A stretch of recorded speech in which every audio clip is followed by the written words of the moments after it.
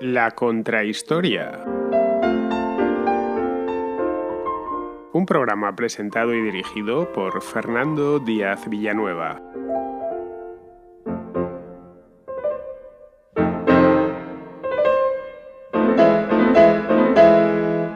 Hace 400 años, una pequeña comunidad de 102 puritanos ingleses abandonó Europa para establecerse en Norteamérica. No hicieron tan largo viaje ni para explorar las costas de Norteamérica, que por cierto a esas alturas ya estaban bastante exploradas, ni para conquistar.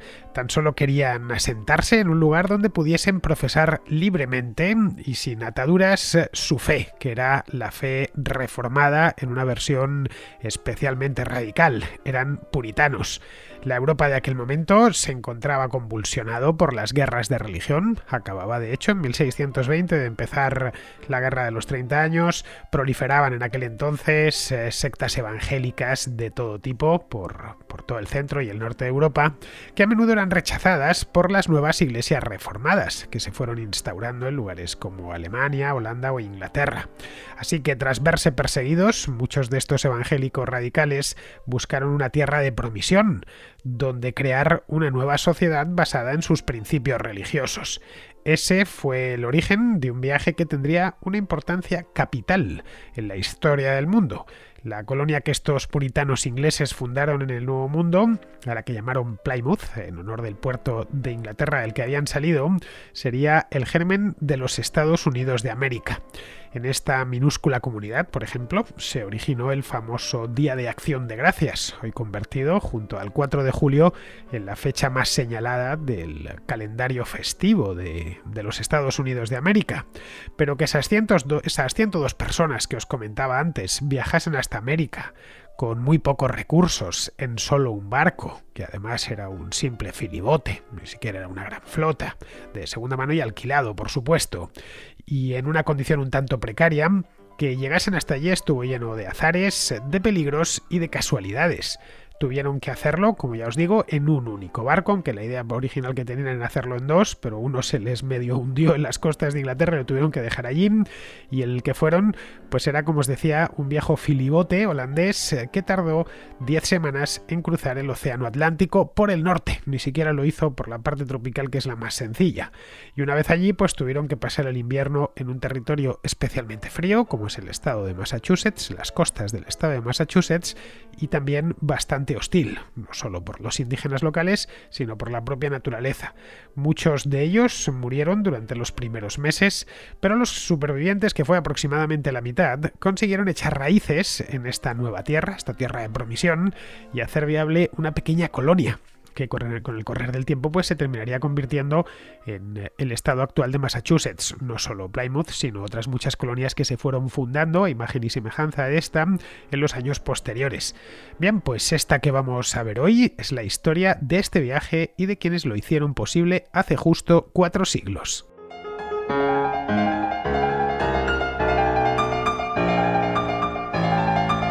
La historia de los peregrinos del Mayflower empieza casi 100 años antes de 1620, que digamos es la fecha redonda, la fecha en la que se presentaron allí, en el mes de noviembre de 1620, pero empieza mucho antes, empieza casi un siglo antes, en el año 1534, cuando el rey Enrique VIII de Inglaterra separó la iglesia inglesa de la iglesia romana, de la católica, apostólica y romana. Todo, como bien sabemos, vino motivado porque Enrique VIII quería anular su matrimonio con Catalina de Aragón, que era hija de los reyes católicos. Evidentemente, a esas alturas los reyes católicos llevaban ya muchos años muertos, porque quería casarse con la que sería posteriormente su segunda esposa, con Ana Bolena.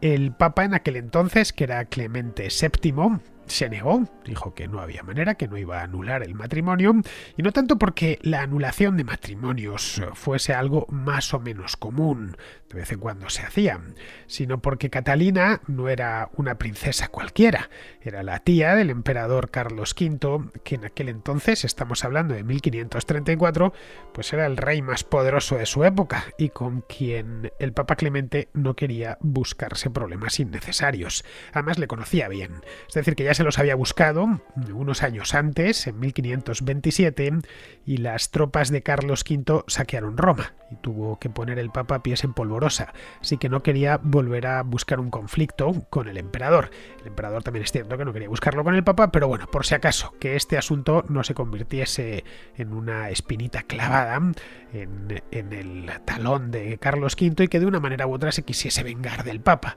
Así que se negó a conceder esa nulidad. Desoyó el ruego de Enrique VIII. La verdad es que tampoco es extraño, ¿eh? Podemos pensar, y bueno, ¿y cómo se pudo atrever a hacer eso con nada más y nada menos que el rey de Inglaterra? El rey de Inglaterra hoy pues es muy importante y muy famoso, y todos conocemos su nombre, de la reina, mejor dicho, pero a mediados del siglo XVI no era muy importante. De hecho, ni lo era el rey de Inglaterra ni lo era la propia Inglaterra. En esa época era un reino periférico y no especialmente rico, todo lo contrario, era un reino periférico y pobre.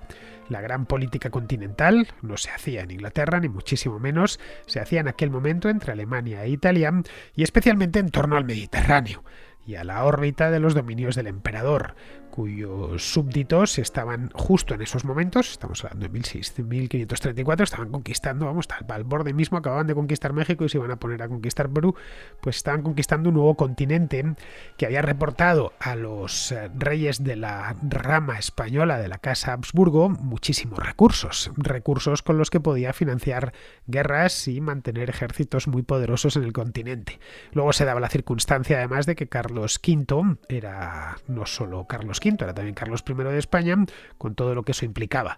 De ahí que el Papa no quería problemas y lo evitó. Enrique, de cualquier manera, consumó la separación, se divorció de Catalina, ya cortó el nudo gordiano, el nudo catiliniano sería aquí, y pasó a convertirse en cabeza suprema de la Iglesia de Inglaterra. Es decir, hizo la reforma a su manera, lo mismo que estaban haciendo en otros lugares de Alemania, pues decidió hacerlo él en Inglaterra, cuyas fronteras naturales pues están muy bien definidas, porque Gran Bretaña es una isla, aunque en aquel entonces Escocia e Inglaterra eran reinos separados, pero con una frontera muy en el norte, y las fronteras entre Inglaterra, a pesar de que comparten isla ambos, escoceses e ingleses, son unas fronteras muy bien delimitadas también. Es decir, que no tenía el problema que tenían ciertos príncipes alemanes, que hacían frontera, kilómetros y kilómetros de frontera, con otros principados católicos y les declaraban la guerra. En el caso de Inglaterra sabía que iba a ser complicado si tomaban una decisión que fuesen a enmendarle la plana. Así que nada, se separó. Bueno, se separó de la Iglesia y también de su primera mujer, aunque de su primera mujer, ya convertido en la cabeza de la Iglesia de Inglaterra, se divorció directamente. Disolvió las órdenes monásticas, se apropió de los bienes de la Iglesia católica en Inglaterra y ya que los tenía, pues los vendió para financiar sus gastos. Los gastos de Enrique VIII eran bastante altos, porque aparte de ser muy dado a meterse en guerras, todas las que pudo, cambiaba de esposa con bastante facilidad, casi con la misma frecuencia que de camisa. 6 llegó a tener en total, y le gustaba además la gran vida. Ya sabéis, fiestas, cacerías, banquetes, especialmente banquetes. Enrique VIII es quizá el rey más gordo de la historia de Inglaterra. Debía estar tan gordo que ni siquiera los retratistas de palacio, que suelen ser bastante benévolos con los retratados, pudo ocultar que el rey estaba un poco pasado de peso. Así que ya os lo podéis imaginar. De hecho, murió machacado por las enfermedades propias de la obesidad. Padecía gota. Bien, en Roma, la separación de la Iglesia inglesa sentó mal, razonablemente, pero no tan mal como la defección de los príncipes alemanes o de algunos príncipes alemanes, o la expansión en sí que estaba teniendo el protestantismo en aquel momento por Francia. Eso sí que preocupaba bastante en Roma. El Papa se limitó a excomulgar a Enrique y la cosa más o menos quedó ahí. Que bastante tenían el Papa y el emperador en Alemania, como para meterse en problemas en aquella isla que era un tanto remota y que además era pobre de solemnidad, todavía a mediados del siglo XVI. La Iglesia de Inglaterra se convirtió de este modo en una especie de catolicismo nacional, y es de hecho lo que parece, a poco que uno visite la propia Inglaterra y entre, qué sé yo, en una abadía o en de las antiguas, claro, en una de las catedrales, la de Canterbury, por ejemplo, pues puede verlo. No parece en principio una iglesia reformada como sí sucede con otras iglesias reformadas en el norte o en el centro de Europa. Buena parte de la pompa católica la mantuvieron. Es decir, desde entonces han tenido pues una jerarquía con sus obispos, sus arzobispos, a cuya cabeza se encuentra el de Canterbury. Bueno, se encontraba desde el principio. Está el de Canterbury en una agria disputa con el arzobispo de York. Al final creo que llegaron a un acuerdo, ya creo que en el siglo XX, una cosa así, el arzobispo de Canterbury y el de York, más o menos cuando a la gente le empezó o por lo menos a los anglicanos les empezó a dejar de interesar la religión. Llegaron a un acuerdo y hoy la comunión anglicana tiene dos primados. Por un lado está el primado de Canterbury, por otro lado el primado de York. Lo que le va faltando a esta iglesia, bueno, como a tantas otras y denominaciones cristianas por todo el mundo, lo que pasa es que, bueno, la anglicana es especialmente pequeña, la Iglesia de Inglaterra, lo que le van faltando son fieles. El Reino Unido es uno de los países más secularizados del mundo, por lo que la denominación fundada por Enrique VIII, hace ya casi 500 años, los hará dentro de poquito, porque esto fue en 1534, pues tiene solo actualmente, estoy hablando y de mirar el dato porque no lo conocía con exactitud, y tiene exactamente 25 millones de fieles, lo cual pues la verdad tampoco parece mucho.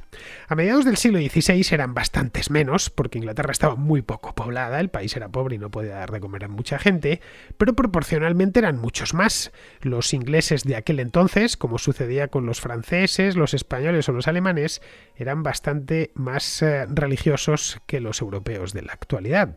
La religión en aquel entonces era algo muy serio. Y como tal se lo tomaban nuestros antepasados. La religión lo impregnaba todo. A muchos protestantes ingleses, porque antes de que se hiciese la reforma el protestantismo ya había llegado a Inglaterra, había llegado realmente a todas partes de Europa, hasta la propia España, que se precia de ser católica y catoliquísima, también tuvo sus protestantes, concentrados especialmente en lo que es hoy Castilla y León, en Castilla la Vieja. Eso sí, en España lo que fue el Reina Valera, por ejemplo, pues se escribe en esta misma época, la Biblia protestante en español, la traducción, mejor dicho, porque una de las cosas que los protestantes reclamaban era que la Biblia se pudiese leer en las lenguas vernáculas. Bien, pues también había protestantes en Inglaterra que recibieron con alborozo el hecho de que Enrique VIII se separase de la Iglesia romana. Pero claro, a muchos les parecía que había sido un paso en falso. Es decir, que la nueva iglesia anglicana se les antojaba algo así como una especie de copia de la católica, pero con el Papa en Londres, y el Papa convertido además el rey convertido además en el Papa. Es decir, el rey de Inglaterra pasó a ser una especie de califa que bajo su corona reunía el poder religioso, el poder espiritual y el poder estatal. El poder del mundo. Eso era algo que en el catolicismo pues había costado toda la Edad Media, dividirlo. Quién iba a tener el poder temporal iba a estar en manos del emperador, y el poder espiritual iba a estar en manos del Papa, y las peleas entre ambos pues son básicamente, es la gran historia, una de las grandes historias de la Edad Media europea. En el caso con la Reforma eso se acabó porque se fueron fundando iglesias nacionales por todos los lados, y una de estas iglesias fue la Iglesia de Inglaterra. A muchos, como os digo, no les parecía mal que fuese así, pero a otros les parecía algo horroroso, les parecía una traición en toda regla. Entonces empezaron a aparecer por Inglaterra pequeños grupos a los que dieron en llamar dissenters, es decir, disidentes. Empezaron a aparecer pronto. Si la ruptura se consumó en 1534, en 1540 ya había comunidades de disidentes por Inglaterra. Y luego, a partir de ahí, pues sobre estos disidentes se empezaron, digamos que la disidencia se empezó a especializar.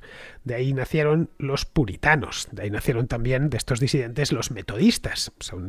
La denominación de los metodistas también es bastante conocida hoy. Los puritanos aparecieron en la segunda mitad del siglo XVI ya, bien apareció un poco antes, pero es cuando empiezan a tener cierta importancia. Empiezan a asomar la cabeza a partir del reinado de Isabel I. Y pronto empezaron a dar problemas al rey, o a la corona, por lo menos. Y sobre todo, más que al rey, a la jerarquía anglicana, porque eso les parecía muy mal. Venían a considerar esta gente que la Iglesia de Inglaterra pues se había corrompido, que no habían hecho la reforma para eso, y que, bueno, estaba cayendo en todos los vicios del catolicismo romano. A Isabel I aquello le preocupaba, quería mantener la reforma anglicana, pero no quería tampoco buscarse enemigos dentro. Además, sabía los dolores de cabeza que estaba ocasionando la reforma en el continente. La guerra que había en Holanda, la guerra que había en Alemania, y no quería que la que había en la propia Francia. La matanza de San Bartolomé es del año 1572, vamos, de esta misma época que estamos tratando. Así que no quería que se reprodujese algo similar en Inglaterra. Es decir, que al final esto de las reformas y las contrarreformas derivase en una suerte de guerra civil. Así que trató de contemporizar con ellos, con estos disidentes, y de buscarles, buscar la manera de cerrar un acuerdo con ellos para que no molestasen dentro de la Iglesia de Inglaterra.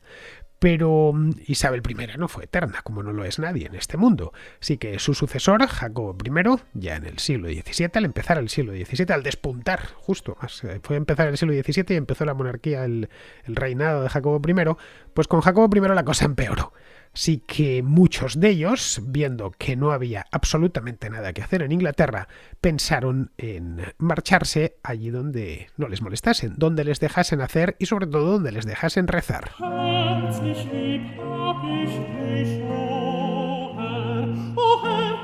La pregunta que se hicieron entonces muchos de estos puritanos ingleses es ¿dónde diablos se iban?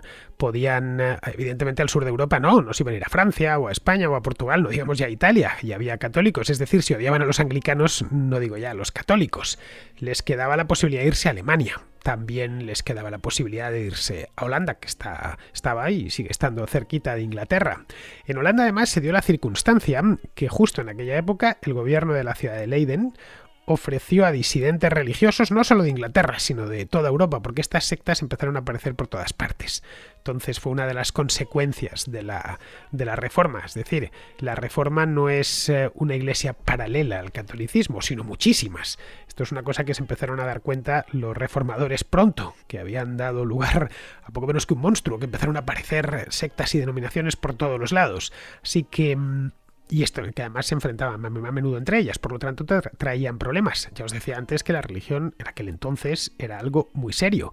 Hoy nadie en su sano juicio, quitando pues a los yihadistas estos islámicos, nadie en su sano juicio mataría por una cuestión de religión, ni siquiera discutiría por una cuestión de religión, pero en aquel entonces eso era algo bastante común. Así que querían evitarse problemas los principados de Alemania, de la propia Inglaterra, y procuraban despachar a esta gente fuera. Claro, ¿dónde se iban? En Holanda, Holanda estaba muy descentralizado el poder, en aquel entonces Holanda estaba en una guerra, la guerra de los 80 años contra España. El gobierno de esta ciudad que os decía, de Leiden, ofreció a disidentes de toda Europa que se asentasen allí. Los holandeses, como os digo, estaban en plena guerra y necesitaban brazos. No tanto para combatir contra los españoles, que para eso ya se bastaban y se sobraban ellos solitos, como para dedicarse a otro tipo de labores de pura intendencia. Básicamente labores agrícolas y sobre todo labores industriales. Leiden era ya una ciudad industrial del siglo XVII, pero industrial, es decir, no tenía chimeneas de carbón y ferrocarriles porque eso todavía no había sido inventado, pero sí tenía, en el mundo preindustrial había industria, bastante de hecho.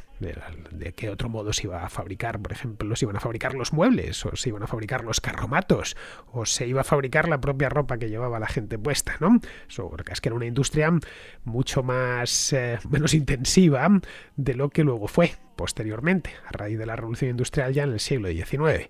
Bueno, pues lo que querían las autoridades de Leiden era eso. Así ellos podrían mantener el esfuerzo de guerra sabiendo que en la retaguardia pues había alguien produciendo y que al regresar de la guerra, pues entre otras cosas alguien habría recogido la cosecha y no pasarían el invierno con mucha hambre y podrían haber producido en las fábricas textiles y esos paños se podían vender fuera y conseguir dinero para pagar la campaña de guerra del verano siguiente. Los puritanos ingleses se enteraron de la oferta y en el año 1608 un grupo proveniente del centro de Inglaterra, de la región de Nottingham concretamente, se estableció en Leiden. Al estar cerca, pues no les pareció, es que no cambian de hecho ni siquiera el clima, desde esa parte de Inglaterra hasta Holanda. Se establecieron allí y en aquel momento pues la verdad es que Leiden, a pesar de que estaba en guerra con España, no estaba mal, era una ciudad próspera. Es en la que había trabajo. Leiden sigue existiendo, no penséis que es una ciudad en ruinas, sigue siendo una ciudad próspera de la Holanda meridional al sur de Ámsterdam. En aquel entonces estaba especializada en la industria textil. Bueno, cuando hablamos de paños de Holanda, lo que hablamos es paños de Holanda, es decir, los que se fabricaban en ciudades como Leiden y que eran reconocidos en toda Europa. Bien, pues ahí es donde fueron a parar muchos de los peregrinos ingleses. ¿Y qué les dieron? Pues les dieron trabajo, pero trabajos muy duros. Trabajos que casi nadie, desde luego no los habitantes de Leiden, querían hacer. Les metieron esencialmente en las fábricas de paños, que había muchísimas en aquel entonces en Leiden. Leiden es una ciudad que está llena de canales, hay unos molinos, por cierto, típicamente holandeses, bien bonitos, y eso les proporcionaba, estas ventas de paños les proporcionaban recursos para la guerra contra España. Vamos, que les dejaban rezar, pero a cambio de trabajar como mulos en los talleres textiles. Luego estaba el problema de la guerra en sí, que no era ni mucho menos un problema menor. Las líneas españolas no estaban tan lejos de Leiden. De hecho, podía en cualquier momento el ejército, los tercios españoles, poner sitio a Leiden e incluso tomar la ciudad. ¿Qué pasaría si, por ejemplo, y esto sucedió mucho en la Guerra de los 80 años, si un general español se apoderaba de la ciudad en un golpe de mano imprevisto? Los primeros en pasar a cuchillo serían, sin ninguna duda, esos fundamentalistas ingleses. Así que la congregación, habían llegado hacía poco tiempo, en 1608, se planteó buscar otro destino en el que establecerse, porque ese no les gustaba demasiado. Por un lado, el trabajo al que les sometían los holandeses era bastante duro y desagradecido, y no les dejaba mucho tiempo tampoco para sus cosas religiosas, y luego por otro lado los españoles estaban cerca, y les tenían miedo, con razón además. Pero claro, eso no era tan sencillo. ¿A dónde se iban? Habían encontrado un lugar donde les acogían, donde de hecho les habían llamado, pero no había muchos lugares así en Europa, y menos en aquel momento. En 1618 había estallado la Guerra de los 30 años, había estallado muy lejos de allí, en Bohemia, pero vamos, que pronto se extendió por toda Europa. Las tensiones religiosas recorrían el continente de punta a punta. Jacobo I, el rey de Inglaterra, se alió con los holandeses, contra España, básicamente. Es decir, la idea contra los Habsburgo, mejor dicho. Y bueno, una de las condiciones que le puso Jacobo I al gobierno holandés, al Statuder, fue que los ingleses que vivían allí en Leiden, estos protestantes radicales, estos puritanos, fuesen proscritos. Y por lo tanto expulsados de Leiden. Es decir, que a partir de ese punto, si no les gustaba el trabajo, temían a los españoles y además su propio monarca, Jacobo I, había pactado con las autoridades de Holanda largarles de allí, pues ya sí que tenían que irse sí o sí, no había mucha más elección. El continente europeo era una posibilidad, es decir, seguir emigrando hacia el este, buscar algún lugar en Alemania o incluso más allá en la Europa oriental donde asentar esas pequeñas comunidades. Su sueño era una comunidad sencillita, viviendo pues casi para que nos hagamos una idea como esas comunidades de cuáqueros y de Amish que todavía subsisten en ciertas zonas de Pensilvania. Una cosa así, vivir de la tierra, con mucha sencillez, pues muy dedicados al estudio de la Biblia y a la oración. No tenían grandes ambiciones, pero en aquel momento era muy malo. El continente europeo no era una opción, en definitiva. Así que pensaron en cruzar el Atlántico. Pero bueno, al otro lado hay un continente donde, por cierto, los españoles están haciendo una fortuna y donde los ingleses, franceses, portugueses se han dejado caer. Concretamente en Norteamérica estaba siendo en aquella época, a principios del siglo XVII, era una de las zonas preferidas de los exploradores porque era la menos explorada. Y una vez allí no había gente. Bueno, sabían que había indígenas, pero eso a ellos no les importaba. Una vez allí pues se establecerían, buscarían cobijo en Norteamérica. Eso estaría además lo suficientemente lejos de los virreinatos españoles. Norteamérica está muy arriba, mucho más lejos de Nueva España y el Caribe, para que les incomodasen. Y luego, por supuesto, con un océano por medio de Inglaterra. Pero claro, una cosa es decir, en el año 1618 me quiero ir a América, y otra cosa bien distinta es irse y mover a toda la comunidad. Era un viaje largo, larguísimo, de hecho mucho más largo que hoy en día, a pesar de que la distancia es la misma, y costosísimo. A América se tardaba semanas en llegar. Todos lo sabían. Y no estaba ni mucho menos garantizada la llegada. Los que se dirigían al Nuevo Mundo tenían, además, los que se dirigían por lo menos desde esa parte, desde Holanda, desde Inglaterra, no lo tenían tan fácil. Todavía si te hacías a la mar desde España, es decir, desde Sevilla o Cádiz, pues a fin de cuentas la carrera de Indias ya estaba muy consolidada en esa época, pero no desde Ámsterdam. Tenían que evitar las flotas españolas, que eran las dueñas del Océano Atlántico Norte. Si les atrapaba un galeón español, pues en ese momento dirían adiós al viaje. Bueno, al viaje y seguramente también a su pescuezo. Por eso muchos dudaron al principio. Cuando empezaron a hablar de irse a América, muchos no lo vieron claro. Pero bueno, es una manera de suicidarse como cualquier otra. De llegar desde aquí a América es más complicado, somos pobres además porque trabajamos casi como peones de la industria textil, tendremos que alquilar, fletar un barco y fiarnos del capitán que contratemos, que nos lleve hasta allí. Habrá que cruzar el Atlántico además por el norte, ni siquiera podremos bajar hasta los trópicos porque eso está infestado de españoles. En fin, que no lo veían... Yo tampoco, me pongo en su pellejo y yo no lo vería para nada claro. Luego era arriesgadísimo, pero es que además era caro. Tendrían que fletar esos barcos o comprarlos y contratar ellos eran, bueno, agricultores o trabajadores que se dedicaban a limpiar lana. Entonces habría que contratar a alguien que pilotase aquellos barcos hasta el otro lado del océano. No se trataba de llegar de Leiden a un puerto en Inglaterra, que están enfrente. O incluso, si me apuráis, ir de Holanda a Portugal. Bueno, se tardarían días, pero la cosa razonable. A poco que el barco no se separase de la costa, esto suponía un viaje mucho más serio. Y había que soltar la lana monetaria, quiero decir.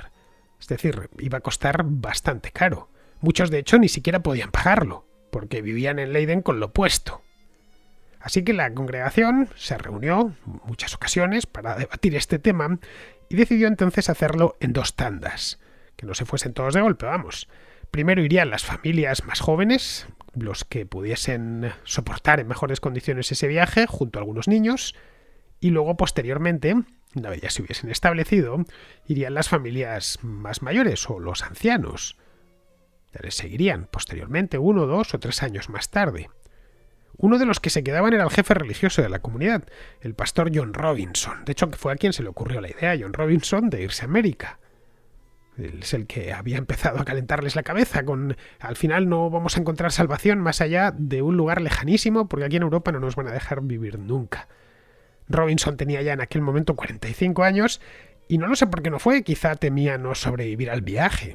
De hecho, Robinson nunca viajaría a América. 5 años después de la partida, en el año 1625, murió en Holanda. Solo uno de sus hijos, creo que se llama Isaac, viajó hasta América. El resto, que tuvo unos cuantos, además en Holanda, y su viuda, que se llamaba Bridget, se quedaron en Europa y terminaron ingresando en la Iglesia Reformada de Holanda.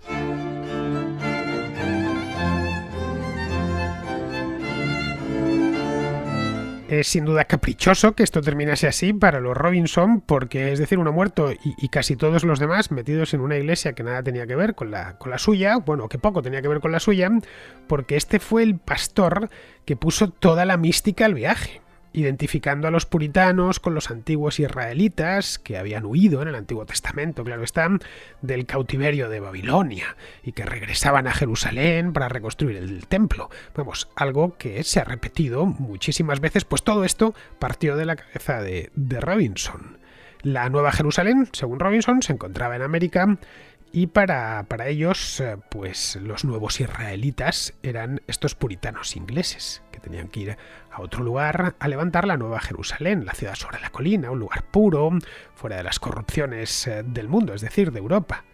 Ni que decir tiene que estos puritanos ingleses que vivían en Leiden del siglo XVII no habían visto un israelita en su vida, ni sabían cómo era Jerusalén, pero bueno, se sabían la Biblia de memoria, no hacían más que leerla y escucharla.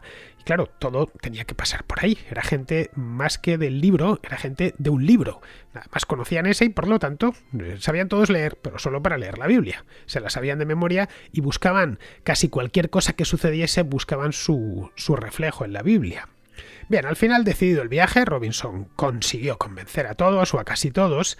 Había que pensar en la intendencia, es decir, había que llegar hasta allí. ¿Cómo llegar a América? Se sabía, el conocimiento, América llevaba ya descubierta desde el año 1492 y no había secretos, los mapas eran más o menos públicos. Se sabía casi cualquier marino europeo, sabía salir de cualquier puerto de Europa y llegar hasta América. Otra cosa es que no lo hiciese porque tenía miedo a los españoles, pero en principio sabían llegar. Los mapas, de hecho en esta misma época en Ámsterdam se hacían unos mapas preciosos, las cartas de figuras que son una auténtica maravilla. Así que el conocimiento estaba ahí.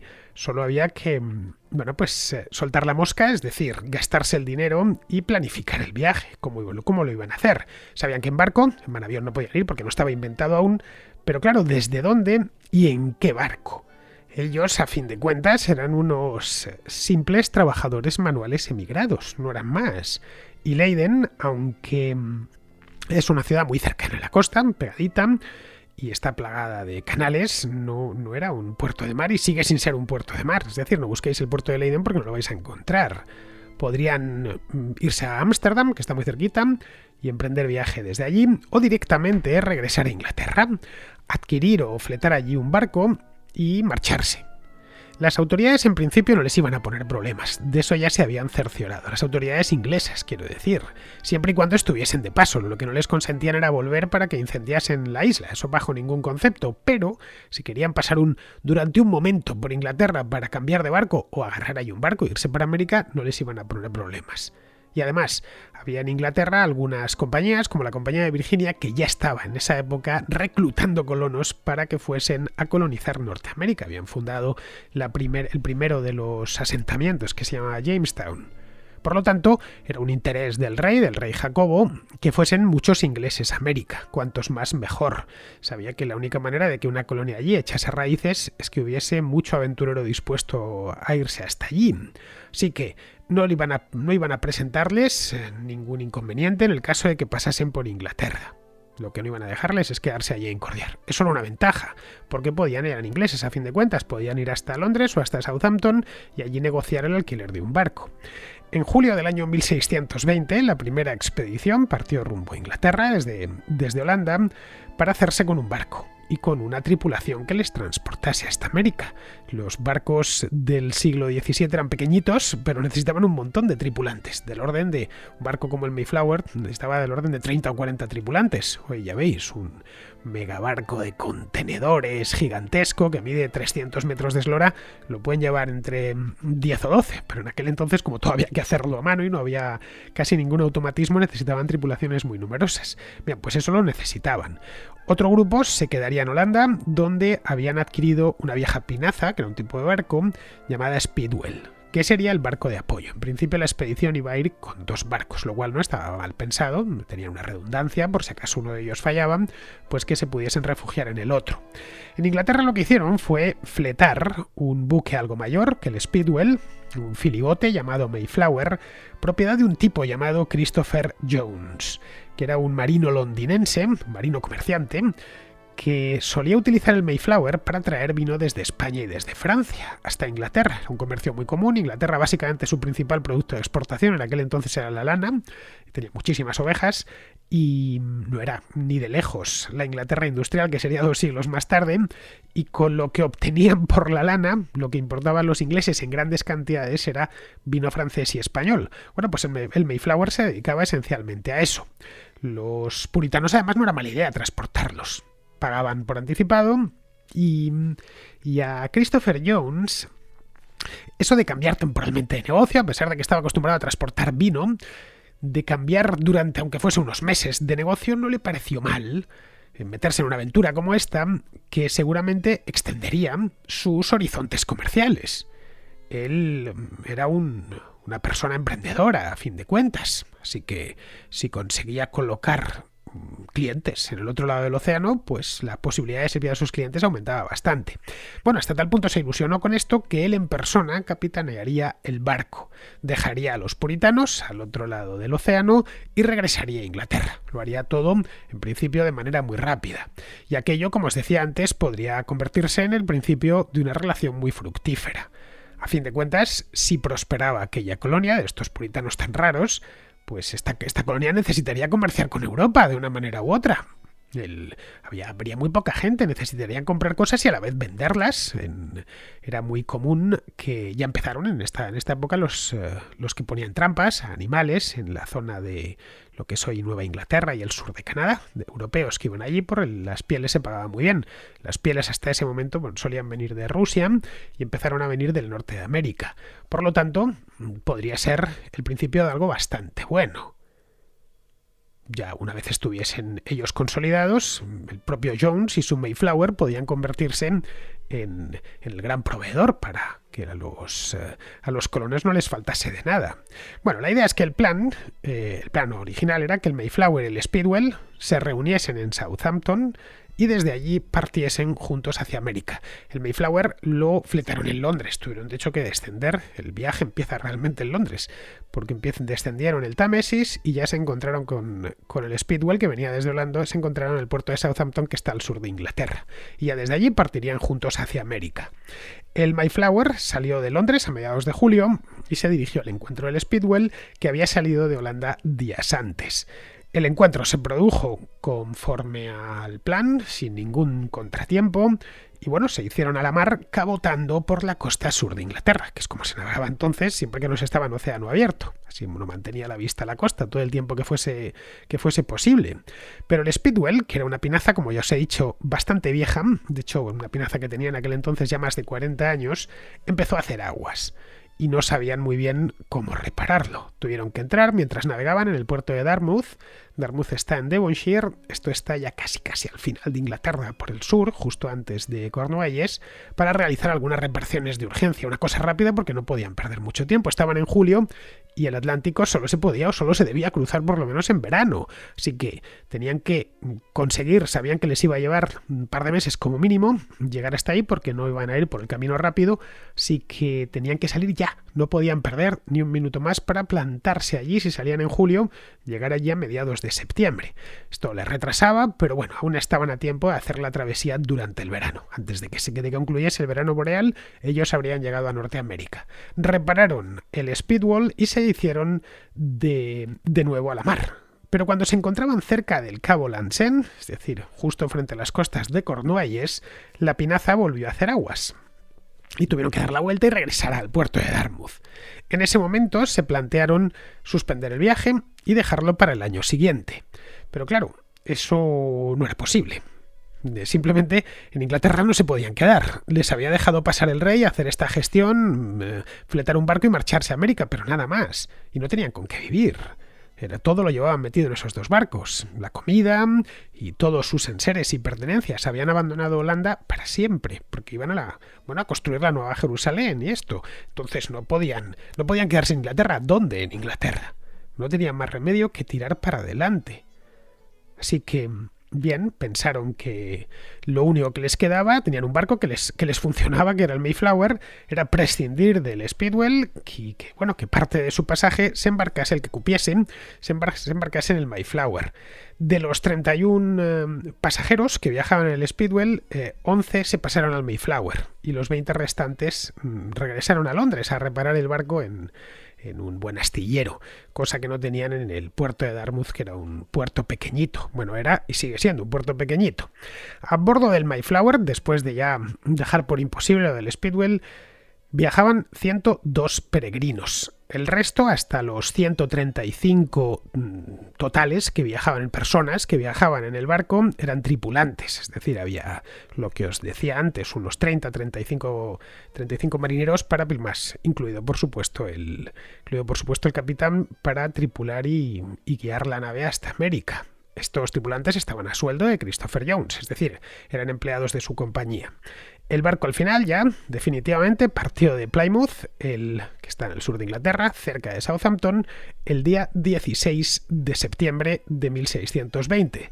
Es decir, unos días antes, muy poquito, una semana antes de que acabase el verano.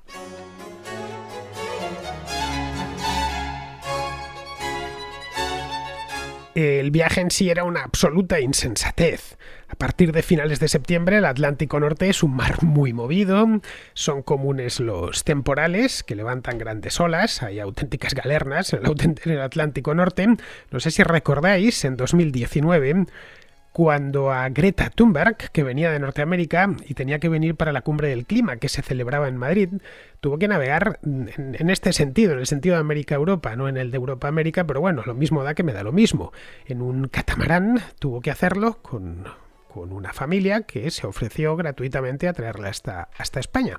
Bueno, la cosa desembarcó en Portugal al final y luego ya vino en tren hasta Madrid, y recuerdo que les costó semanas cruzar el Atlántico en pleno mes de diciembre o finales de noviembre, y tuvieron que atravesar unos temporales de padre muy señor mío. Estamos hablando en el año 2019, así que imaginad lo que sería esto en el año 1620.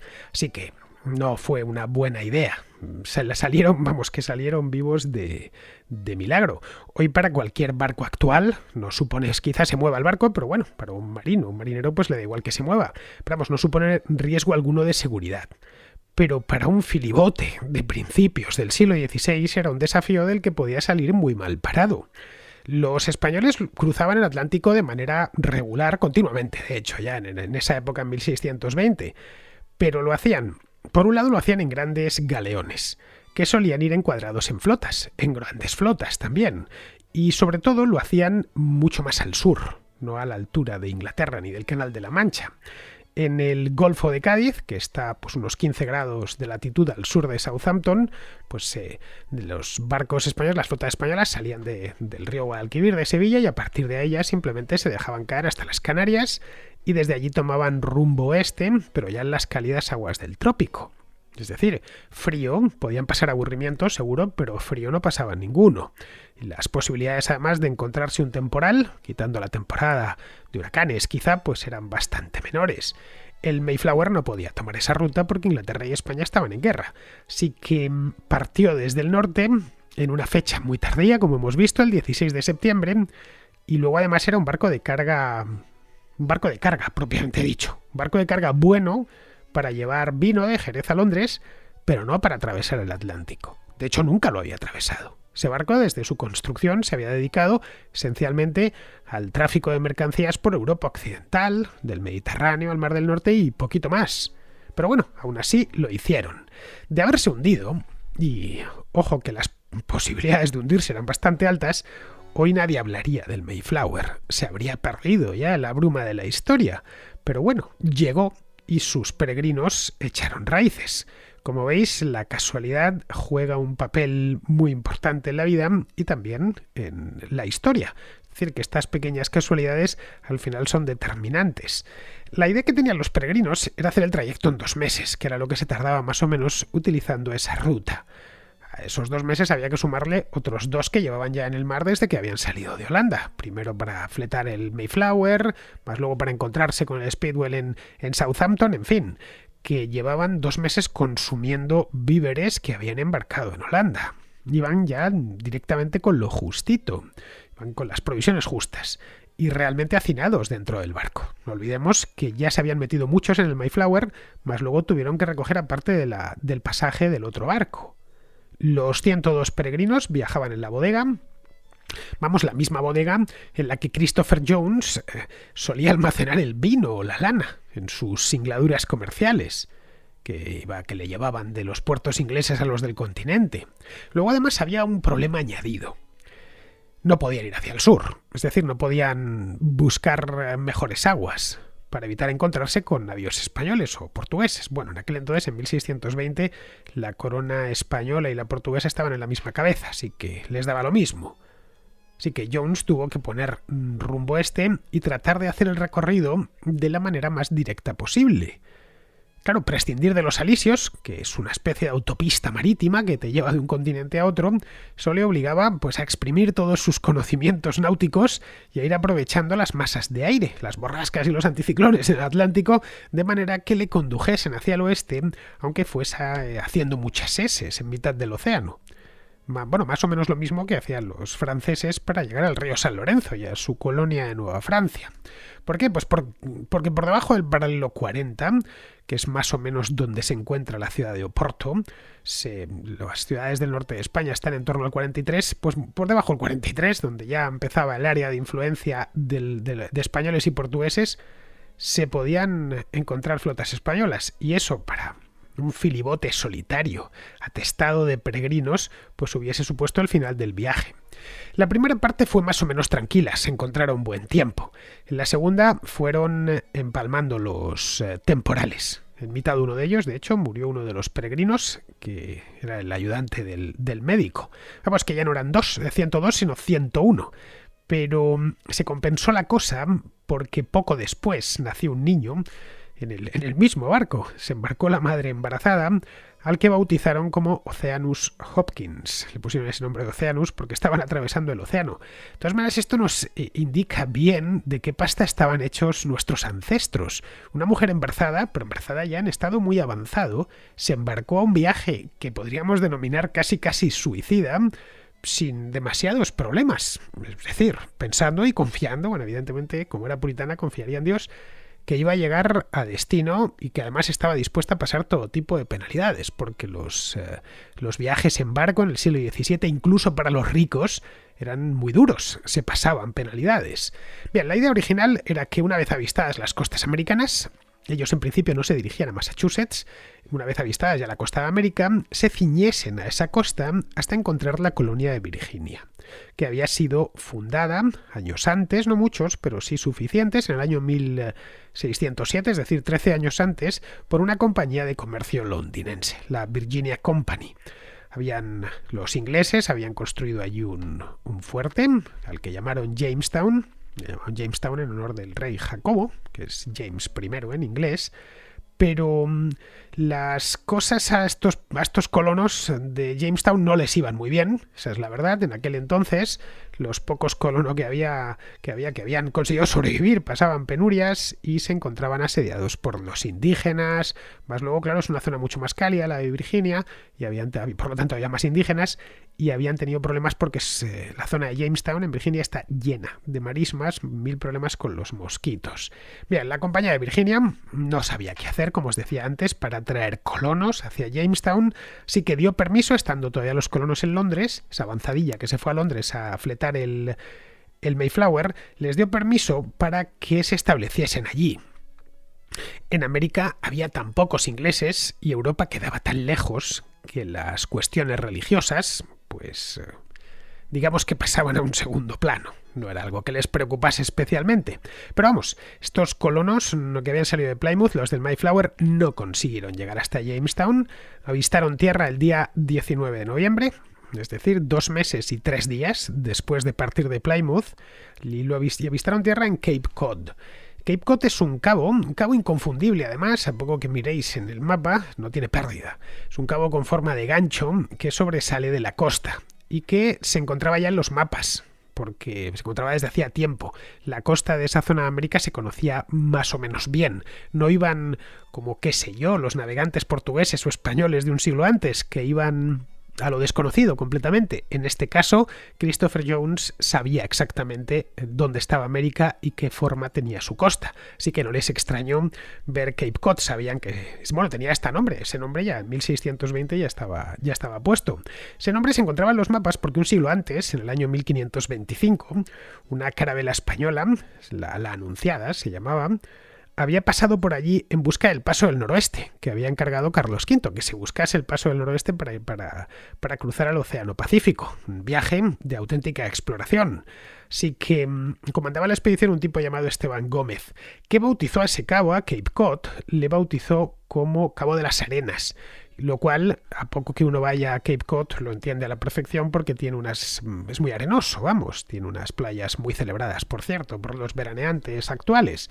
Bien, pues así se quedó con el nombre de Cabo de las Arenas, hasta que en el año 1605 un explorador inglés llamado Bartholomew Gosnold lo rebautizó con el nombre actual, Cape Cod, que significa literalmente Cabo Bacalao. Desconozco la razón por la cual le llamo Cabo Bacalao y además la he buscado mientras preparaba este programa y os juro que no la he encontrado. No tengo ni idea la razón por la que se le llamó así. El hecho es que se llama así, Cabo Bacalao.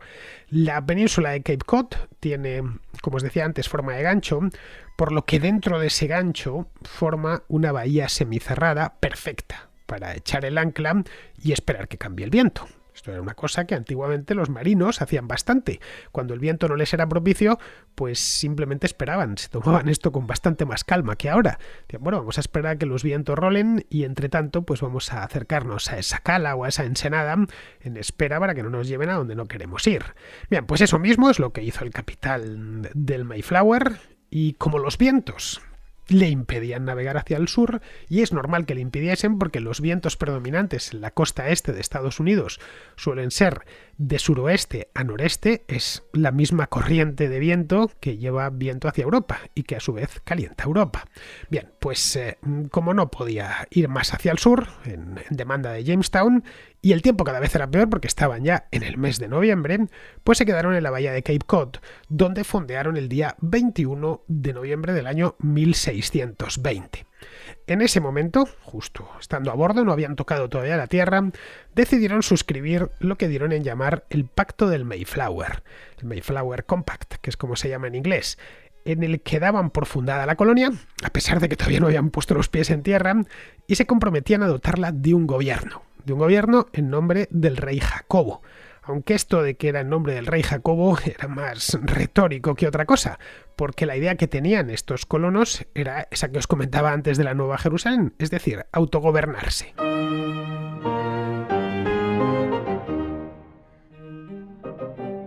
El primer gobernador de la colonia, de hecho, no sería un puritano, sino un capitán inglés, un militar, que los peregrinos habían contratado en Londres para que organizase la defensa de la colonia. En el caso de ellos ya eran conscientes de que allí había gente y que seguramente se tendrían que defender de ellos. Así que tenían que prever. Ellos eran puritanos, caray, no eran gente de armas. Entonces contrataron a un militar inglés que estaba, bueno, que vendía su espada, como el capitán La Triste, que es de esta misma época, por cierto, para que una vez allí pues organizase la defensa de la colonia. Este hombre se llamaba Miles Standish, y se convirtió así en el primer gobernador de lo que se bautizaría como colonia de Plymouth, o Nuevo Plymouth, concretamente, en honor del puerto inglés del que habían partido 2 meses antes. Los problemas que enfrentaban en ese momento eran bastante severos. El invierno se encontraba a la vuelta de la esquina y más allá de la línea de costa no sabían muy bien lo que había. Se conocía la línea de costa de Norteamérica, pero poco más. No se conocía el interior. Los mapas eran más o menos precisos con la costa, pero en el interior muy poquitos se habían internado. Por lo tanto, lo que hubiese dentro lo tendrían que ir descubriendo ellos. Y ellos, además, en el peor momento, y eran pocos. Así que permanecieron en el barco durante algunos días, haciendo preparativos para el desembarco que se produjo el día 7 de diciembre. El capitán Jones y un grupo de hombres descendieron a tierra para inspeccionar las costas de la bahía y encontrar un lugar idóneo donde ir levantando el poblado. Pero claro, estaban ya en diciembre y hacía muchísimo frío, mucho más del que ellos esperaban encontrar allí. Porque aquí hay algo que ellos desconocían, por supuesto, y que incluso en nuestros tiempos sigue llamando la atención. Se encontraban mucho más al sur que Inglaterra. Bastante, unos cuantos grados más al sur que Inglaterra, pero el frío era helador. La temperatura estaba bajo cero y nevaba, algo que no es muy común ni en Inglaterra ni en Holanda. Cape Cod se encuentra exactamente en el paralelo 41 norte, es decir, la misma latitud de Barcelona, para que nos hagamos una idea, o la misma latitud de Roma, y es más meridional que puertos como Bilbao o como La Coruña. Pero en la costa este del Atlántico, la corriente del Golfo no suaviza las temperaturas, como sí sucede en las costas europeas. Bueno, esa es la razón por la que Nueva York y Oporto, que están a la misma latitud, o Nueva York y Madrid, pues tienen inviernos tan distintos. En Nueva York es mucho más frío y la nieve es habitual, mientras que en la península ibérica pues no lo es, salvo en las montañas. En Oporto, por ejemplo, pues el invierno es incluso templado y apenas nieva. Europa, en definitiva, es un continente anormalmente cálido para la latitud que ocupa. Bueno, gracias a eso está tan poblado, caray. De lo contrario, por encima de los Alpes apenas se podría subsistir en Europa. Bien, todo esto los colonos de Plymouth, como os comentaba, no lo sabían, pero sí pagaron las consecuencias, claro está. De entrada no pudieron cultivar nada, porque el suelo estaba helado, y de seguida carecían de ropa de abrigo para soportar pues lo que se encontraron allí, que era un frío que bajaba unos cuantos grados bajo cero y que además venía aderezado de tormentas de nieve, tormentas con viento helador, como las que, siguen azotando Massachusetts durante el invierno. Estas olas polares que miramos en Europa con bastante, que llegan a Nueva York, incluso a veces hasta la ciudad de Washington, que está más al sur. La ciudad de Washington, para que nos hagamos una idea, está a la altura del estrecho de Gibraltar, es decir, en el paralelo 36. Y en cambio tiene unos inviernos que en Europa pues habría que irse mucho más al norte para encontrar un invierno así. Luego tampoco podían procurarse esas prendas porque no tenían ni telares ni materia prima. Así que durante el invierno el pasaje permaneció cobijado en el Mayflower, en espera de que llegase el buen tiempo. Salían puntualmente expediciones del barco, desembarcaban, corrían hasta la costa. Ahí es donde trabaron contacto con los primeros indios. Básicamente trabaron contacto con los indios para robarles comida, porque maíz y lo que se iban encontrando, para que no se muriesen los peregrinos de hambre dentro del barco. Escaseaba todo, escaseaban las propias provisiones que se habían traído de Holanda y que cuando salieron de Inglaterra, como os decía antes, ya les quedaban no demasiado, lo justito para cruzar el Atlántico, y luego además, pues claro, tuvieron que racionar la poca comida que tenían. Bien, al frío y a las privaciones pronto se sumó la enfermedad. Ya sabemos que las desgracias no suelen venir solas. Hubo a lo largo de ese invierno 2 brotes, uno de escorbuto, por la falta de fruta fresca, y otro de tuberculosis, que diezmaron a la incipiente colonia, que todavía ni siquiera había puesto sus pies en tierra más que ocasionalmente. En marzo, habían llegado en noviembre, en el mes de marzo de 1621, de los 102 que habían llegado, solo quedaban 53 con vida. El resto habían ido muriendo durante el invierno. Entre la tripulación, el hambre y las enfermedades también hicieron estragos, De hecho, Jones quería volver cuanto antes a Inglaterra, pero claro, no podía hacerlo hasta que los colonos no se hubiesen establecido en tierra. Era el contrato que tenía con ellos y le habían fletado la nave para eso. Así que a partir de marzo, cuando ya volvió el buen tiempo, empezó a volver el buen tiempo, les fue metiendo prisa, les ayudó de hecho a establecerse, los colonos empezaron a desembarcar y a construir un pequeño poblado, que era apenas un puñado de casas de madera, casas comunitarias, de hecho, que estaban al borde mismo del mar, porque si algo no faltaba en aquella tierra era leña. Y de hecho la arquitectura tradicional de Massachusetts y en general de toda Nueva Inglaterra sigue girando en torno a la abundante madera disponible en todos los bosques que tienen, que son muy densos y tienen muy buenos árboles. De hecho son famosos los pueblitos de Maine, de Massachusetts, de Connecticut, esos pueblitos con casitas de madera que suelen pintar de colores. Bien, a mediados de abril ya estaban en primavera, ya habían terminado el desembarco y Christopher Jones podía marcharse de allí. Levó anclas y regresó a Londres. Nunca más Christopher Jones volvería a América. Volvió a comerciar con vino y con lana entre Gran Bretaña y el continente, hasta que poco después la muerte le sorprendió. Esto fue en 1622, un año después de su regreso. Al parecer el hombre había pasado tantas penalidades en el viaje a América que ya su salud quedó muy quebrantada y murió al siguiente invierno. Del Mayflower nunca más se supo, del barco en sí. Se cree que fue desguazado y que su madera la vendieron en Londres para la construcción de casas. Lo que sí hubo fue un segundo Mayflower, que partió de Londres en 1629, es decir, 9 años más tarde, con 35 peregrinos de Leiden a bordo, unos cuantos de los que habían quedado. Llegó sin problemas a Plymouth en agosto de ese mismo año. Para entonces, es decir, para 1629, incluso unos años antes, la comunidad puritana ya se había consolidado después de varios años que habían sido bastante complicados, no precisamente fáciles. Aparte de bosques y un frío helador, se encontraron con los indígenas locales que no les recibieron muy bien.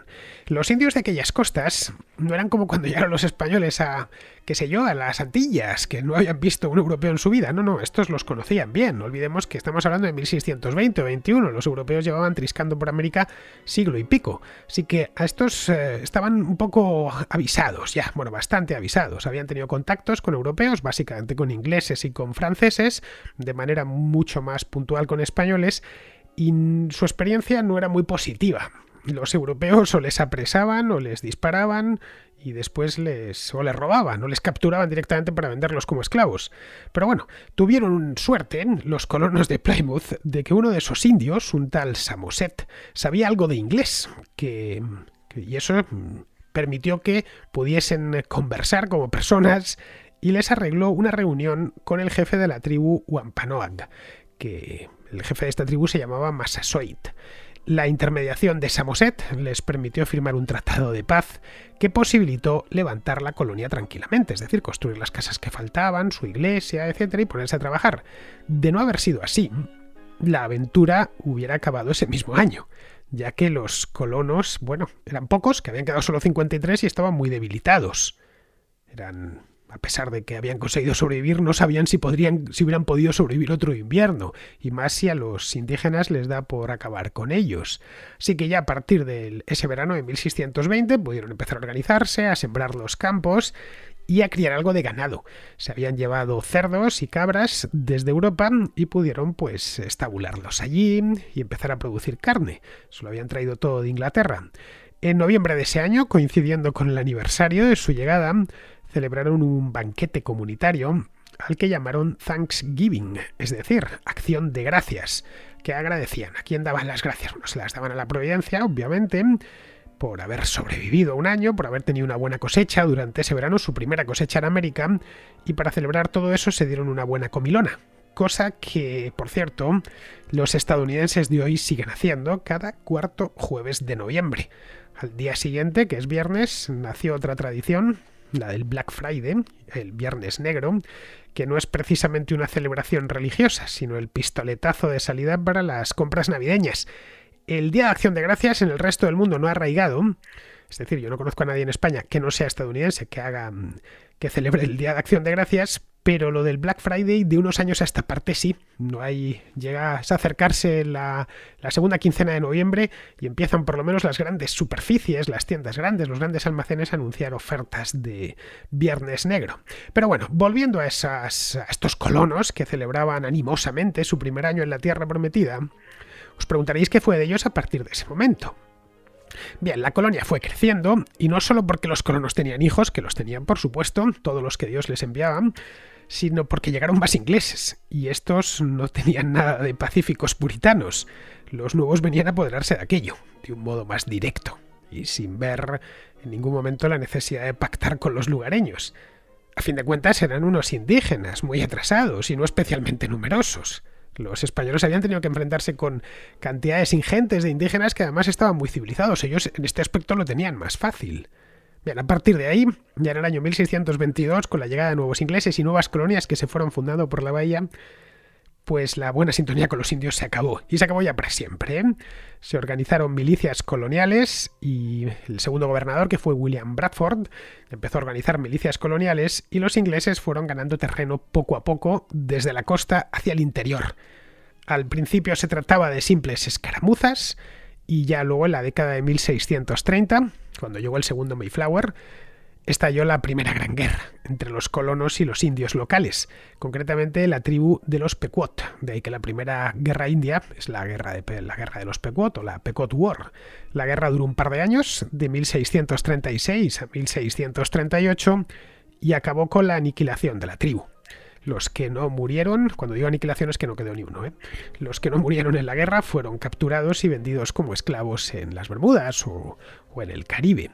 Los colonos ingleses, a diferencia de los españoles en el sur, no tenían intención alguna de mezclarse con los indígenas, ni de casarse con ellos. El caso lo conoceréis, por supuesto que eso no fue en Massachusetts, fue en Virginia, el Capitán Smith, Pocahontas, hasta una película de Disney hace unos años. Bien, es la excepción, no la regla. Lo normal es que no se mezclasen con ellos. Vamos, ni siquiera tenían intención de convertirlos al cristianismo, aunque fuera su denominación.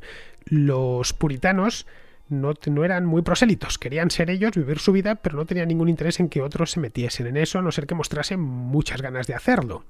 A partir de 1640, conforme iban llegando nuevos barcos de Europa y prosperaban las colonias costeras, pues a partir de ahí, la única intención de los colonos ingleses fue ir limpiando el territorio de indios para asentarse ellos. El clásico y más antiguo que el mundo, quítate tú para ponerme yo. Pues esencialmente así es como se fue colonizando Norteamérica.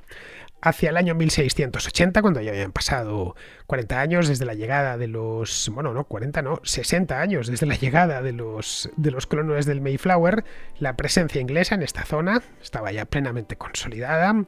Al norte, en una bahía bien abrigada, habían fundado otra colonia, la que llamaron Boston. La habían fundado pronto, en 1630, es decir, 10 años después de la llegada del Mayflower, que Boston ya se convertiría pues en la mayor ciudad de las colonias inglesas en Norteamérica durante muchos años, hasta que en el siglo XIX empezó a pegar fuerte Nueva York y fue su puerto principal durante mucho tiempo. En el año 1686 se creó el dominio de Nueva Inglaterra, que estaba hecho a imagen y semejanza del virreinato de Nueva España, pero vamos, que duró poco, solo 3 años, ya que en el año 1689, tras la Revolución Gloriosa, hubo un par de revueltas, una en Boston, otra en Nueva York. Bueno, pues al final el dominio fue disuelto y sustituido por un sistema de colonias más o menos autónomas, que a lo largo del siglo XVIII pues darían lugar a las colonias de Nueva Inglaterra, que eran 6 en total de las 13, que se independizaron de Inglaterra en el año 1776. Hasta ese momento, nadie se acordaba, hasta la independencia, o poco después de la independencia, nadie se acordaba de los peregrinos del Mayflower. Habían ido llegando muchos más a lo largo de los siglos XVII y XVIII, y los del Mayflower pues solo tenían de especial que habían sido los primeros, nada más. De hecho, el término peregrinos no se empezó a emplear hasta finales, pero muy finales del siglo XVIII, cuando la independencia ya se había conseguido y los independentistas, los nuevos gobernantes del país, necesitaban dotarse de una historia propia y de cierta mística nacional. Es decir, no podían reclamar a los indios, como medio siglo más tarde, pues harían en México o en Perú, porque Nueva Inglaterra los habían liquidado, de manera concienzuda además. Así que tras el siglo y medio de colonización que habían estado desde la llegada de los primeros colonos, pues tenían que buscar algo que les justificase la presencia allí en la fundación de ese nuevo país. Así que glorificaron el viaje del Mayflower y lo convirtieron en un símbolo de la nueva nación, del nuevo Estado-nación que acababa de nacer. De que se les empezase a llamar por primera vez padres peregrinos. Bueno, hasta se creó un día, el Día de los Antepasados, Forefathers Day, que se sigue celebrando todavía por allí, por Massachusetts, es el día 22 de diciembre. Los estadounidenses del año 1800, su mayor parte eran angloparlantes y protestantes, que no podían identificarse fácilmente con esos puritanos ingleses, que casi 2 siglos antes habían cruzado el Atlántico para levantar allí la Nueva Jerusalén. Ese relato de la Nueva Jerusalén encajaba bastante bien con la doctrina del destino manifiesto, que apareció en Estados Unidos en unos Estados Unidos ya en plena expansión continental a mediados del siglo XIX. El destino de la nueva nación era ir hacia el oeste, llevándose consigo la civilización, y bueno, ya de paso limpiando el oeste de salvajes. Estados Unidos era algo así como la nueva Europa, que se expandía. En el año 1820, cuando se celebró el segundo centenario de la llegada, era común referirse a ellos como padres peregrinos y así se les enseñaba ya a los niños. Estamos hablando de hace 2 siglos. Y a partir de ahí, pues, empezaron a levantarles monumentos, se creó una sociedad de descendientes de los pasajeros del Mayflower, porque se había conservado la lista original, y empezaron a aparecer presuntos descendientes por todas partes. Se llama la Mayflower Society, tiene sede en Plymouth. Se fundó también un museo, se fundó poco después del bicentenario, en el año 1824. Se llama el Pilgrims Museum, es el más antiguo de Estados Unidos, que tiene cuadros que recuerdan la gesta y objetos que supuestamente utilizaron los peregrinos. Luego, con motivo del tricentenario, ya en 1920, con Estados Unidos ya convertido en una potencia mundial, después de haber ganado la Primera Guerra Mundial, pues se organizaron festejos, se imprimieron sellos y hasta se acuñaron monedas conmemorativas, como el $0.50 del tricentenario, en el que aparece el gobernador William Bradford, el segundo que había tenido la colonia, uno de los peregrinos además, en el anverso, y luego una estampa del Mayflower en el reverso. Del Mayflower hay una réplica, a tamaño real estoy hablando, a pesar de que no se sabe muy bien cómo era. No se conservan planos ni ilustraciones del Mayflower propiamente dicho. Fue una cosa muy humilde, no lo olvidemos. Fue construido esta réplica en Inglaterra en los años 50 del siglo XX, con técnicas tradicionales, eso sí, e hizo el viaje por mar hasta Estados Unidos. Vamos, que lo construyeron no como un barco de estos para colocar en tierra, sino para poder navegar, con condiciones de navegabilidad. Hizo el recorrido desde Inglaterra hasta Nueva York y luego ya fue a Plymouth, que es donde se encuentra actualmente, como barco museo, que los lugareños cuidan con gran esmero.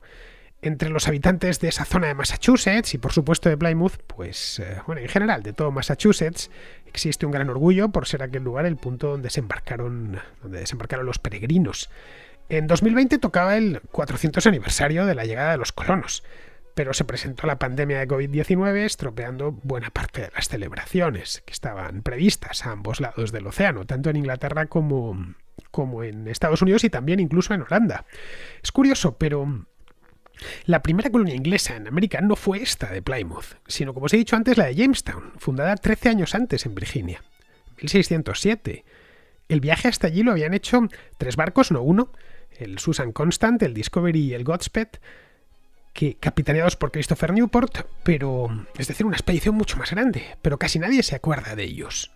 Esta expedición, de hecho, pudo hacer el viaje de manera muy tranquila, muy cómoda, siguiendo el alisio, porque en el año 1607 Inglaterra estaba en paz con España, por lo que pudieron hacer una aguada y parada en Canarias y luego en Puerto Rico.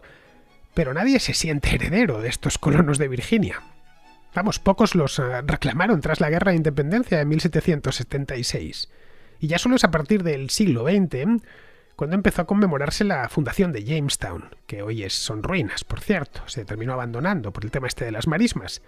No sé, quizá porque no tenía ese componente religioso, o porque los colonos de Jamestown los identificaban más con Inglaterra, mientras que a los peregrinos que huían de Holanda se les tenía por unos rebeldes, precursores de la gran gesta patriótica de la independencia que ellos mismos acababan de protagonizar. El hecho es que los cimientos de Estados Unidos están en ambas colonias, la virginiana y la de Nueva Inglaterra, y bueno, a eso luego posteriormente se encargarían de sumarle mucho más a lo largo del siglo XVIII y especialmente del siglo XIX. ¿Por qué? Pues porque a fin de cuentas el país se ha convertido en un auténtico, se convirtió ya en el siglo XIX en un auténtico gigante. Si a estos, no digamos a los colonos de Plymouth, al primer presidente de Estados Unidos, a Washington, si alguien le dice hasta dónde va a crecer su país, no se lo hubiera terminado de creer. Pero bueno, tomaron esto del Mayflower porque todo Estado-nación necesita un mito fundador de la comunidad política y en Estados Unidos es el viaje del Mayflower.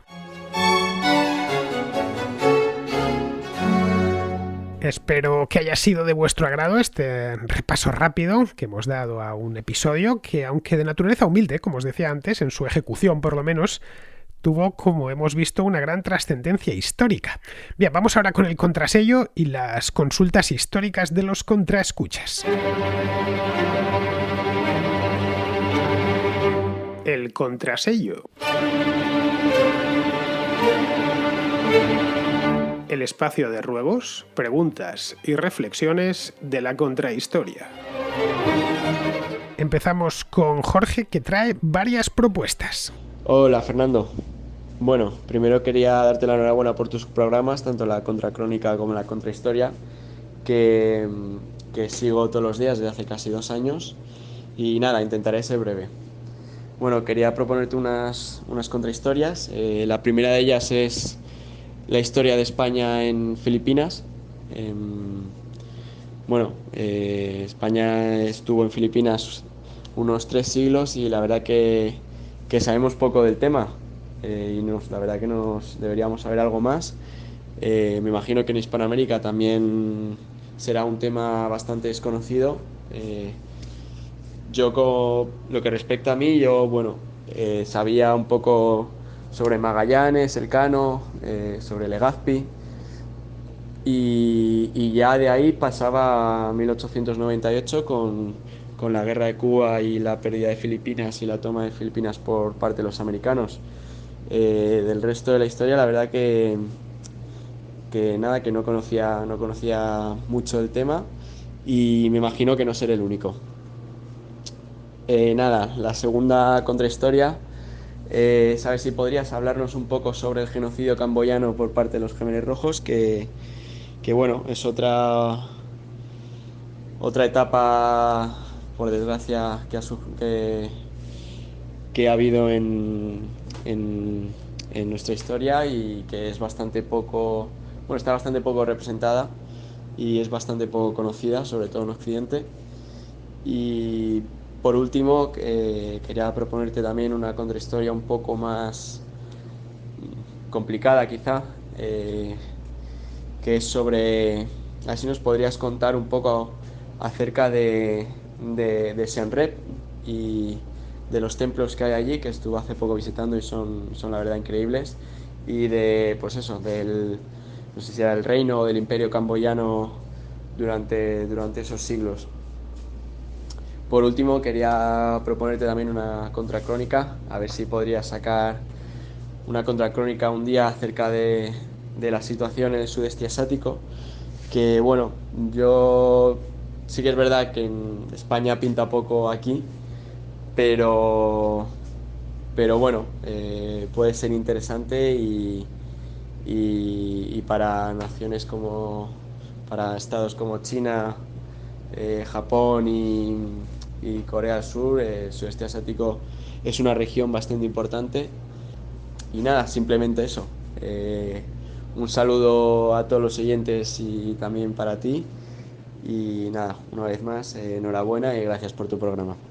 Lo del periodo virreinal en Filipinas sí que quiero traerlo algún día. De hecho, no eres el primero en pedírmelo, porque claro, fueron muchos años. Las Filipinas fueron conquistadas por Legazpi en 1565 y los españoles salieron de allí en 1899, los últimos españoles, los últimos de Filipinas, tras la guerra con Estados Unidos. Es decir, que estamos hablando de un periodo larguísimo, 340 años o casi 340 años. Ningún país europeo, a excepción de Portugal, en Indonesia y en la India, tuvo una presencia tan dilatada en Asia. Fue en principio una capitanía general que dependía del virreinato de Nueva España, aunque Manila tenía una real audiencia propia donde se aplicaban las leyes de Indias. Luego, tras la independencia de México en 1821, la Capitanía General se mantuvo, pero dependiendo directamente de Madrid, y así ya fue hasta 1898. El problema en Filipinas es que siempre hubo pocos españoles, e hispanos en general. ¿Por qué? Pues porque estaba muy lejos, no era fácil llegar ahí, desde España se tardaban muchísimos meses en llegar a Manila, y es un país complicado, con miles de islas, un clima que no es precisamente agradable, tropical, vamos, que se está tan bien en Manila como se está en Ciudad de México. No es por decir nada, pero un español que quisiese irse a las Indias, pues no lo dudaba. Se quedaba antes en México o en Perú que irse hasta la remotísima Manila. Y así que la debilidad demográfica de los españoles o de los hispanos en general en Filipinas, pues se explica pues que la presencia española en ciertas zonas sí se vea, pero que no haya sido como en otras partes de América. Realmente la presencia española se limitó básicamente a las dos grandes islas, Luzón al norte y Mindanao al sur, y es en Mindanao, en Zamboanga concretamente, donde se conserva el idioma español, o una variante, al menos, el chabacano, que habla algo así como 1,5 millones de personas. Lo que sí quedó fue el catolicismo. El país es mayoritariamente católico, es uno de los mayores países católicos del mundo, y bueno, los filipinos tienen nombres españoles. El actual presidente se llama Rodrigo, y el propio nombre del país, Filipinas, proviene de Felipe II, monarca reinante cuando se conquistaron. De haberse conquistado 10 años antes, pues se llamarían Carolinas, aunque bueno, allí hay un archipiélago que se llama así. El archipiélago que fue español, las Islas Carolinas, hasta que había sido conquistado previamente a las Filipinas, fueron españolas hasta 1899, cuando se vendieron a Alemania. Respecto a lo de los Gemeres Rojos, pues a ver, es una historia que está interesante, pero es algo reciente, es de los años 70, y no sé yo si queda demasiado cerca como para tratarse en una contrahistoria.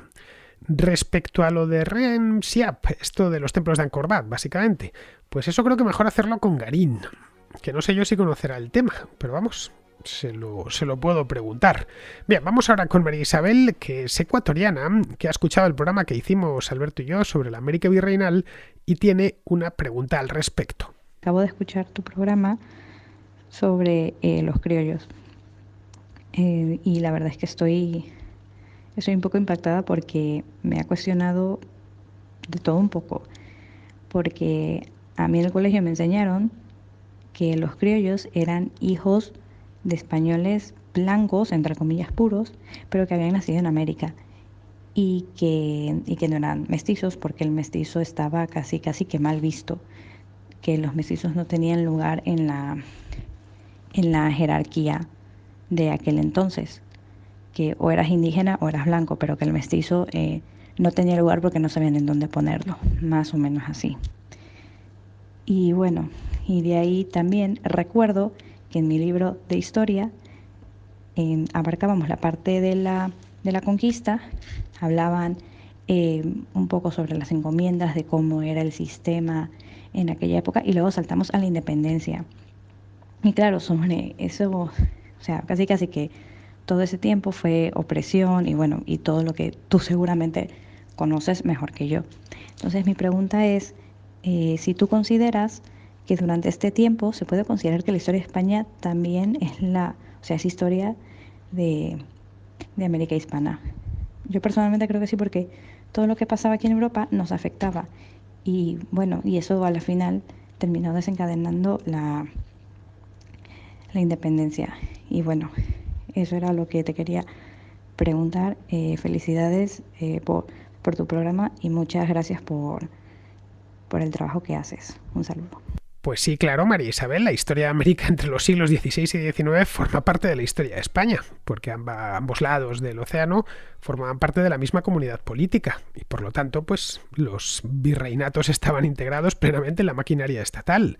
Y luego el comercio entre ambas orillas además era muy fluido y hubo un trasiego de gente considerable y continuo. Bueno, el resultado está a la vista, ¿no? O más que a la vista, a la escuchada. En fin, han pasado 500 años, más de 500 años, desde que los españoles llegaron allí y seguimos hablando el mismo idioma. El mismo, ¿eh? No es que tú hables un derivado del español o un creol, no, o una lengua indígena con influencia del español, como sucede con el tagalo en Filipinas. No, hablas exactamente el mismo español que yo. En fin, esto es una demostración de hasta qué punto nuestros antepasados se parecían. Bien, pues con esto, queridos amigos, ya vamos a ir terminando. Vamos a terminar la contrahistoria aquí, porque tengo la voz ya un poquito fatigada. Este programa ha salido un poquito largo. En fin, espero que haya merecido la pena y que goce de vuestra aprobación. Pues eso, mañana creo que tenemos contraportada, así que ahí os espero. Hasta mañana, amigos.